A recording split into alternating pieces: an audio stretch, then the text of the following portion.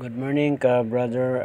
Ito na naman tayo assemble tayo para sa fittings ng ating sink na lababo. Ito dalawang strainer pala yung para sa ang lababo na nabili ng amo natin. Yung dito banda yung gripo na ilagay. Ito. So yung strainer natin ito dalawa, bali dito sa ilalim dadaan yung gripo. Yan, ito yung strainer, dalawang piraso. Ito, tsaka may mga rubber din para sa fittings natin para hindi mag leak yung tubig. Bali 4 na piraso yung lalagyan natin ng rubber. Pati ito sa breather may rubber din ito.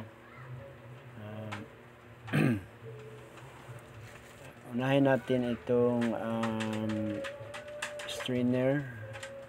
Lagay natin, huwag kalimutan natin yung rubber lagay para hindi mag-leak. Bali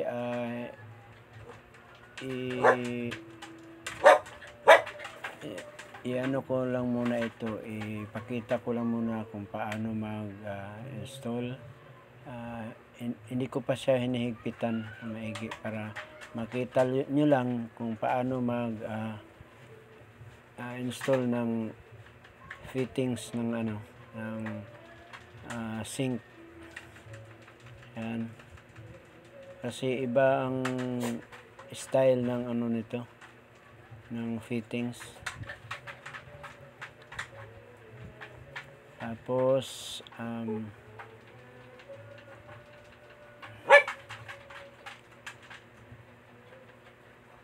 ilagay natin ang ito yung sa P-trap nya. Huwag kalimutan ang rubber, yung unang rubber. Then dito banda siya sa may kanan na bahagi yung P-trap.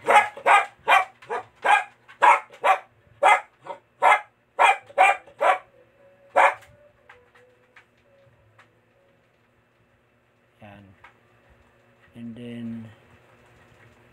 tingnan yung maigi yung paano paglagay ng flexible hose. Huwag kalimutan ang rubber, kailangan talaga yan para hindi mag-leak. Yan,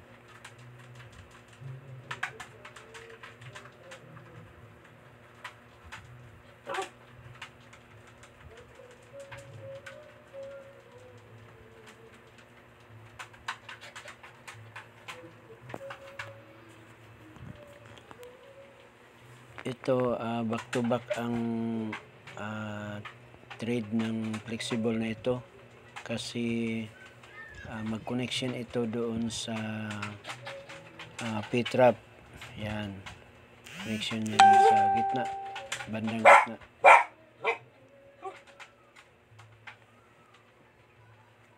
Mahirap lagay po. May kasi may hawak kasi akong cellphone.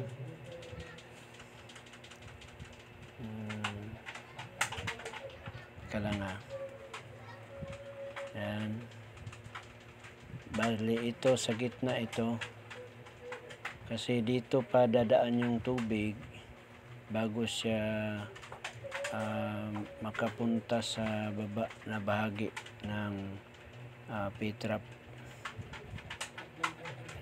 Yan, and then itong isa, yan, na-notice nyo na isa lang yung may thread na cap nya kasi yung yung isang bahagi niya is doon natin, yun yung portion na ipapasok sa PVC. Yun na yung niya, yung doon na siya mag-drain. Ito Huwag kalimutan ang rubber para hindi mag leak. Yan. Tapos ito yung breather. Yan, ilagay nyo ito dito sa taas siya, sa taas na bahagi. Ito breather yan. Tapos may rubber pa rin ito, lagyan din natin ng rubber para hindi ang tubig hindi leak, hindi siya mag-leak. Ayan. Teka sandali, lagay ko muna ang cellphone. Ito. Yan. Tapos may screw ito. Isang screw para hindi siya tanggal ito. Screw. Iangat ko lang. Yan. Tapos may screw. Kakabit natin. And then pagkatapos natin na maikabit ang screw, ito na, ilalagay na natin siya sa posisyon.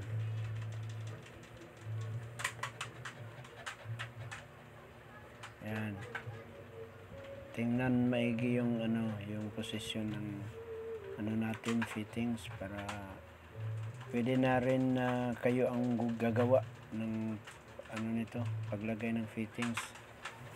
So ito, takip ng strainer, saka itong isa, dalawa ito, and then yan, ito na.